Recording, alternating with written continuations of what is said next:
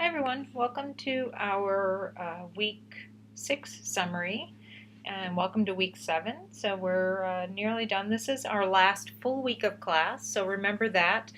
For those of you that are on-ground students, that might be something that you're not familiar with. So next week, in week 8, everything ends, the term ends, or the classes end on Friday next week.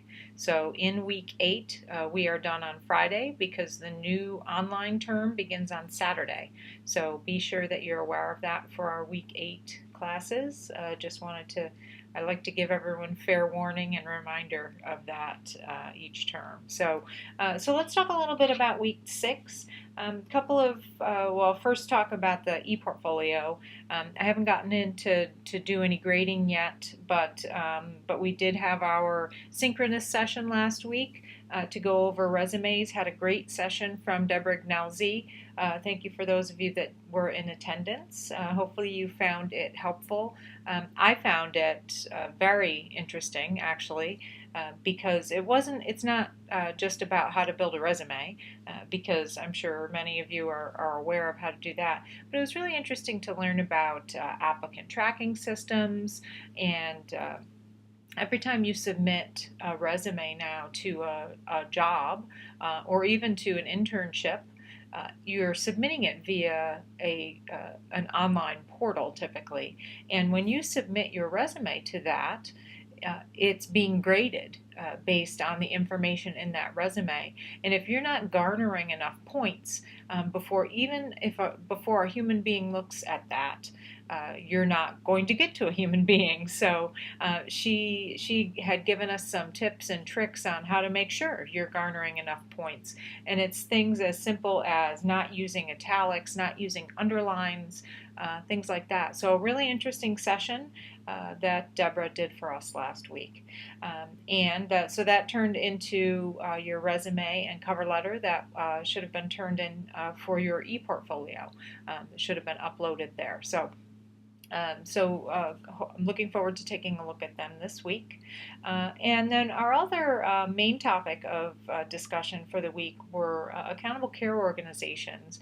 And these had kind of been around. We've had these for several years now, mainly coming out of the Affordable Care Act. So secondary to the Affordable Care Act, obviously we're kind of making a transition from volume-based healthcare, where the more care a provider provided, the more money they made, to a system where we're providing value-based healthcare. So volume to value, that's kind of the terminology you'll hear.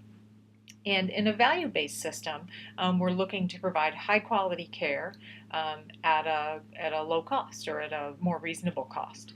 And an accountable care organization really fits very well within that, because it's an organization where it's usually a care team approach, all types of providers, being the physician practice, the hospital, post-acute care like home health, skilled nursing, etc., and even non-provider entities like nutrition, whatnot, all types of folks kind of working together to provide that patient the best care. So care coordination is a big part of accountable care organizations. And then the second major part of accountable care is also quality, making sure you're providing high quality. And we talked about that in the discussion boards this week. So quality measures, making sure you're hitting those quality measures. And we talked about the Medicare quality measures and which ones were more difficult to meet than others, etc. So a good discussion this week. One of the things that's really difficult about quality measures, many of them, is that they're based on the patient's perception.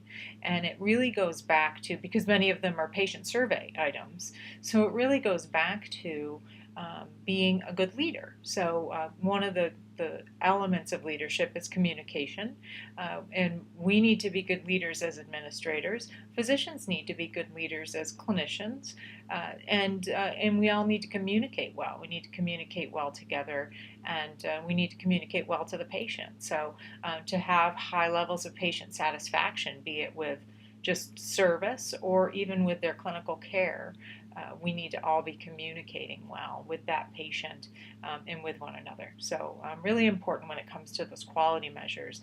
And quality measures are very important right now, and they're likely to just continue to become more and more important moving forward in this industry.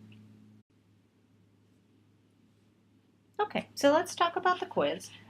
First question.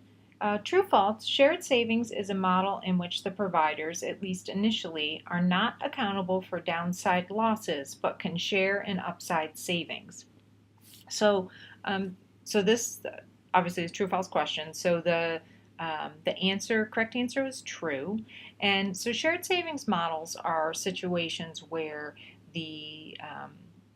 there is it's like it is an accountable care organization, some sort of kind of alternative payment arrangement. And typically what it is, ultimately what it will be in the long run, it's typically maybe perhaps a per member per month type payment arrangement, maybe like a capitation, etc., where it's a risk-based payment amount. So what I mean there is that eventually there will be, provider will be paid X amount of dollars. They will be able to share in savings. Maybe they'll get some incentives for sharing in savings, providing a high level of quality, but they won't be, at that point, they would be accountable for losses because they're getting X amount of dollars. Maybe they get, I'll just use a round number, maybe they're getting $10 per member per month for the folks involved in this program. And then if they really hit their quality goals, they get an extra $2 or whatever. So that's their amount that they get. But if they provide a ton of services to that patient, their costs may exceed their amount they're being paid. Those are just round numbers. I'm just pulling those out of the sky. However, what usually happens with a shared savings program, these models, is that initially, in order to get providers involved in the program, the providers are not accountable for the downside losses. So they'll continue to get paid on whatever their normal payment model is. So they'll continue to get paid on a fee-for-service model or some sort of a PPO model, however they're currently being paid.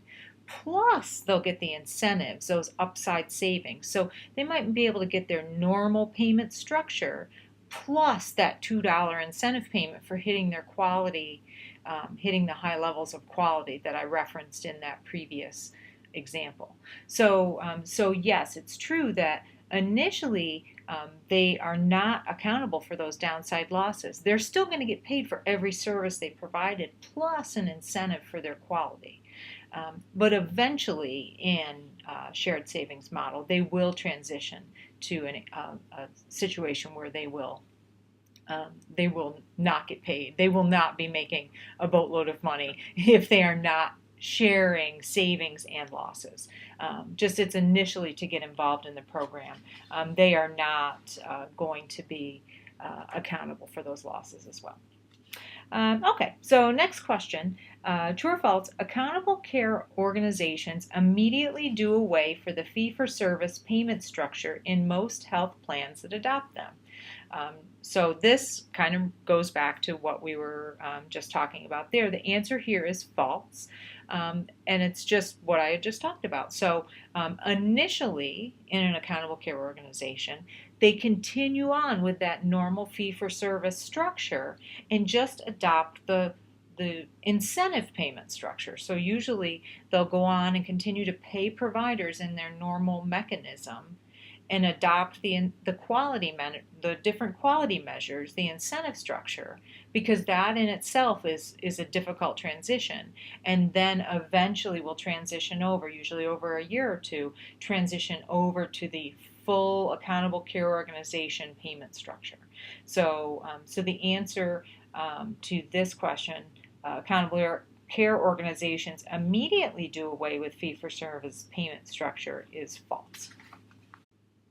So our next question is, what is not part of being an accountable care organization? There are 5 answers given. Reducing healthcare costs, improving quality of patient care, improving the patient experience and satisfaction, order more patient testing exams to increase revenue and reimbursement, or public reporting of quality outcomes. So the one of those 5 that is not part of an ACO is order more patient testing and exams to increase revenue and reimbursement.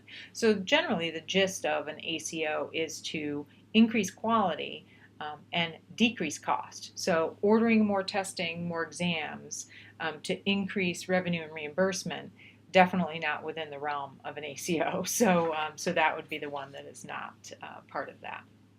Last question. An ACO is intended to transform the way healthcare is delivered by demonstrating quality improvement through data analytics and public reporting on quality outcomes. So this was a true-false question. That is absolutely true. That is kind of the root of an ACO. It's really all about quality, and it's not just about an internal approach to quality. It's about quality measures and submission of that data. So as we saw in our discussion board this week, it's not just improving quality within your organization, but submitting that information in an organized fashion to the government as well. So that answer is true. So if you have any questions about any of the other information or materials, please just let me know. And looking forward to our last full week in the class, and to seeing your final projects this week. Big week to get those wrapped up. So I'll see everyone in the discussion boards. Thanks so much.